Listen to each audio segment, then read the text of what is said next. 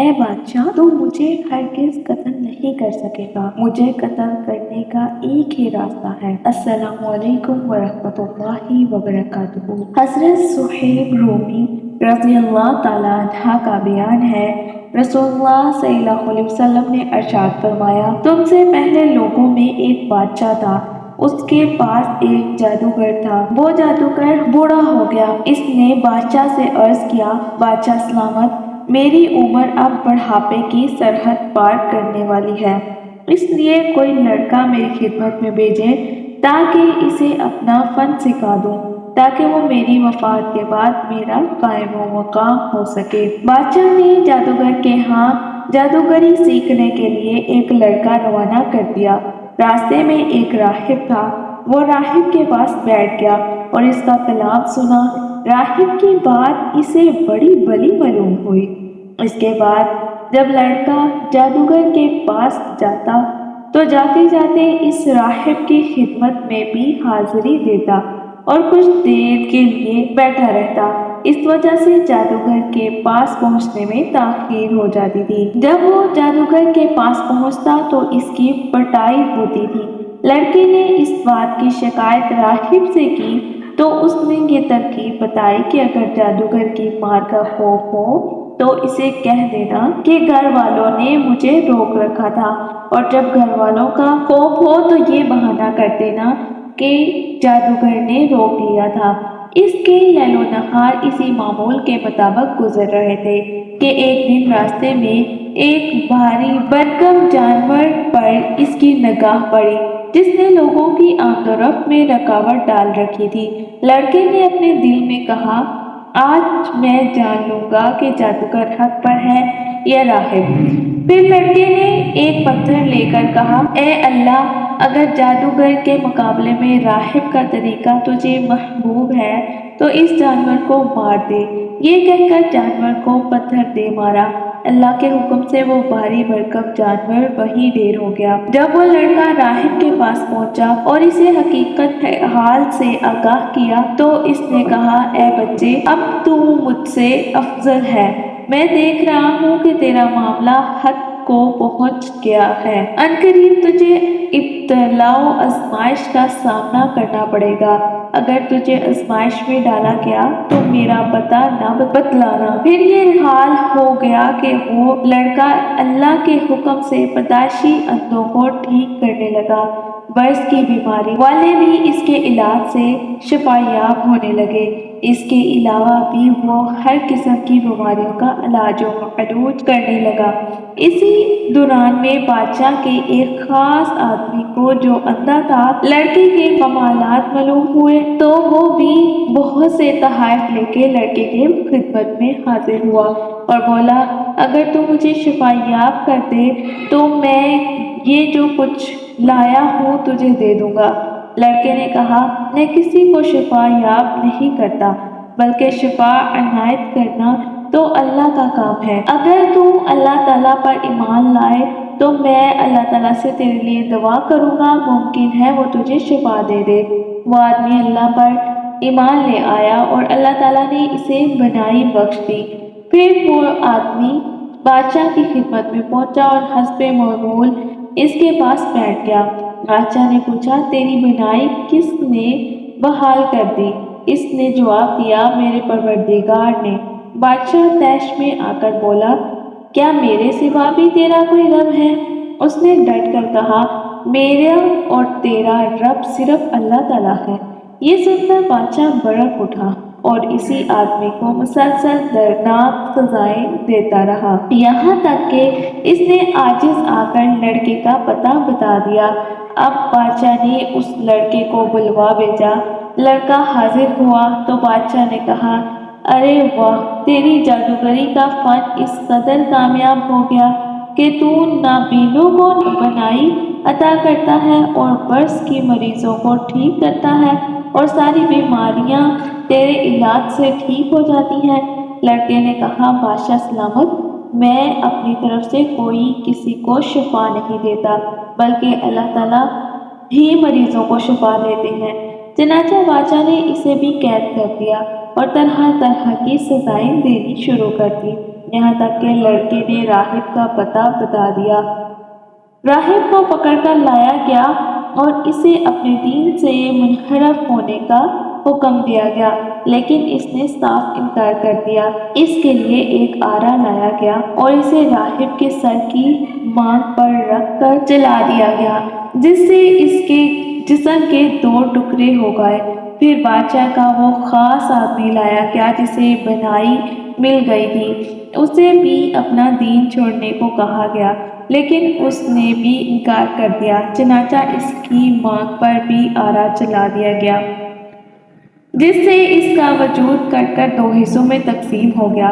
پھر وہ لڑکا پیش ہوا، اس سے بھی اپنا عقیدہ ترک کرنے کا مطالبہ کیا گیا، لیکن اس نے بھی اپنا دین چھوڑنے سے انکار کر دیا۔ بادشاہ نے اس لڑکے کو اپنے سپاہیوں کی ایک ٹولی کے حوالے کر دیا اور حکم دیا، اسے فلاں پہاڑ پر لے جاؤ اور پہاڑ کی چوٹی پر پہنچنے کے بعد اسے اپنا دین چھوڑنے کو کہو۔ اگر یہ اپنا دین ترک کر دے تو ٹھیک، ورنہ وہیں سے اسے دھکا دے کر نیچے پھینک دو۔ سپاہی لڑکے کو لے کر پہاڑ کی چوٹی پر چڑھ گئے۔ لڑکے نے دعا کی، الہی تو ہی کارساز ہے، ان لوگوں سے نپٹ لے۔ چنانچہ پہاڑ ڈگمگانے لگا، سارے سپاہی گر کر ہلاک ہو گئے اور لڑکا صحیح سلامت واپس بادشاہ کے دربار میں پہنچ گیا۔ لڑکے کو دربار میں دیکھ کر بادشاہ بہت حیران ہوا۔ اس نے پوچھا، تیرے ساتھ جانے والے سپاہیوں کو کیا ہوا؟ لڑکے نے جواب دیا، اللہ تعالیٰ نے میری کفالت فرمائی اور انہیں تباہ کر کے مجھے نجات عطا فرمائی۔ بادشاہ نے لڑکے کو دوبارہ اپنے مصاحبین کی ایک جماعت کے حوالے کر دیا اور حکم دیا، اسے کشتی میں سوار کر کے عین سمندر کے بیچ لے جاؤ۔ اگر یہ اپنے دین سے باز آ جائے تو ٹھیک ہے، ورنہ اسے سمندر میں غرق کر دو۔ یہ جماعت لڑکے کو لے کر جب بیچ سمندر پہنچی تو لڑکے نے دعا کی، الہی تو ہی بے نواؤں کا سہارا ہے، میری طرف سے ان سے نمٹ لے۔ یہ دعا کرنا تھی کہ کشتی الٹ گئی اور بادشاہ کے حواریوں کی پوری جماعت ڈوب گئی، مگر لڑکا بادشاہ کے دربار میں صحیح سلامت واپس پہنچ گیا۔ بادشاہ نے چونک گئے لڑکے سے پوچھا، تیرے ساتھ بھیجی گئی جماعت کا کیا ہوا؟ لڑکے نے جواب دیا، اللہ تعالیٰ نے میری طرف سے ان سے نمٹ لیا۔ پھر لڑکے نے بادشاہ سے کہا، اے بادشاہ، تو مجھے ہرگز قتل نہیں کر سکے گا، مجھے قتل کرنا کا ایک ہی راستہ ہے۔ بادشاہ نے پوچھا، وہ کیا ہے؟ لڑکے نے بتایا، لوگوں کو ایک کھلے میدان میں جمع کرو، کھجور کے تنے پر مجھے سولی پر لٹکا دو، پھر میرے ترکش سے ایک تیر کھینچ لو اور اسے کمان کے بیچ میں رکھ کر یوں کہو، اس لڑکے کے رب اللہ کے نام سے تیر چلاتا ہوں، پھر مجھے نشانہ بناؤ، جب ایسا کرو گے تو مجھے قتل کرنے میں کامیاب ہو جاؤ گے۔ چنانچہ بادشاہ نے لوگوں کو ایک کھلے میدان میں جمع کیا، لڑکے کو کھجور کے تنے پر لٹکا دیا، پھر اس کے ترکش سے ایک تیر کھینچا اور اسے کمان میں رکھ کر کہا، میں اس لڑکے کے رب اللہ کے نام سے تیر چلاتا ہوں۔ پھر نشانہ لے کر تیر چھوڑا تو وہ لڑکے کی کنپٹی پر جا لگا۔ لڑکے نے کنپٹی پر وہاں ہاتھ رکھا جہاں تیر لگا تھا، پھر وہ مر گیا۔ لوگ یہ ماشا دیکھ کر رب کائنات کی حقیقت اور اعلیٰ کی توحید سمجھ گئے اور بے اختیار پکار اٹھے، ہم اس لڑکے کے رب پر ایمان لائے، ہم اس لڑکے کے رب پر ایمان لائے، ہم اس لڑکے کے رب پر ایمان لائے۔ لوگوں نے بادشاہ سے کہا، آپ جس چیز سے ڈرتے تھے اللہ کی قسم وہ ہو کر رہا اور آپ کے سامنے آ گیا، اب سب لوگ اللہ پر ایمان لے آئے ہیں۔ بادشاہ طیش میں آ گیا، اس نے حکم دیا کہ سڑکوں کے کنارے کنارے خندقیں کھودی جائیں۔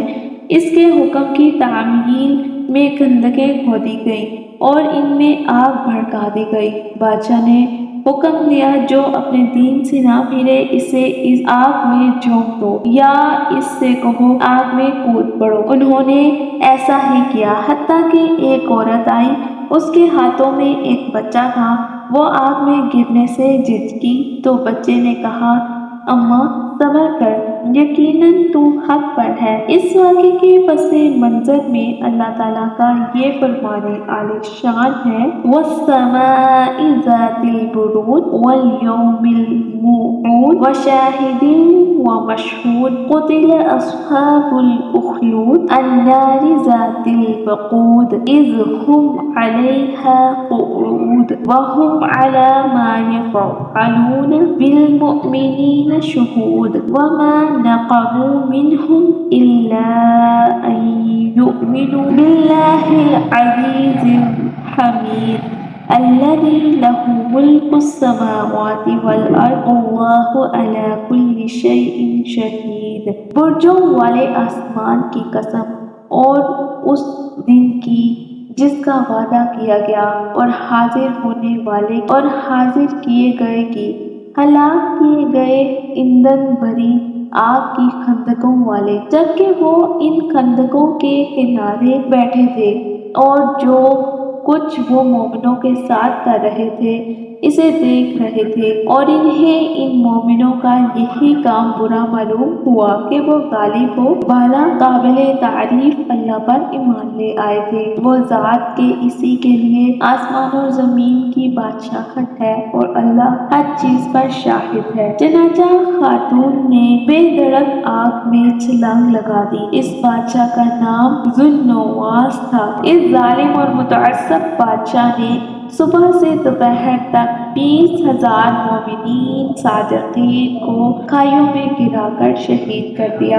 اللہ تعالیٰ جب کسی سے کام لینے لگتے ہیں تو اللہ تعالیٰ یہ نہیں دیکھتے کہ بندہ چھوٹا ہے یا بڑا ہے، بندہ کیسا ہے، اللہ تعالیٰ کام لے لیتے ہیں۔ اس کے علاوہ اگر آپ ڈٹ کر اللہ تعالیٰ کے نام پہ ہی ڈٹے رہیں گے تو اللہ تعالیٰ آپ کی حفاظت خود ہی کر لیں گے۔ اللہ تعالیٰ آپ کو ہر مشکل سے نکال دیں گے۔ اگر اللہ تعالیٰ کو مان ہی لیا ہے تو مکمل یہ تاکہ اللہ تعالیٰ آپ کو ہر مشکل سے خود ہی نکال دیں۔ اپنا خیال رکھیے گا، ہمارے چینل کو سبسکرائب کر دیجیے اور بیل آئیکن کو ضرور دبائیے گا تاکہ ہماری ہر آنے والی ویڈیو کا نوٹیفیکیشن آپ تک پہنچتا رہے۔ السلام علیکم ورحمۃ اللہ وبرکاتہ۔